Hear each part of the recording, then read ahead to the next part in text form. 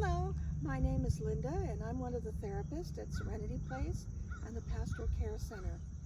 And when I feel overwhelmed or stressed, what I like to do is come down to St. Mary's City and walk the Labyrinth in the Trinity Churchyard. You know, it helps ground me and I get to connect with nature and a higher power. You know, this is open 24 hours, 7 days a week, and free for anyone to come down and just connect with nature. So if you're having a stressed day or just feeling a bit overwhelmed, take the time to stop and be mindful and connect with nature. So that's exactly what I'm going to do today, and I hope you can as well. Take care and have a very peaceful day.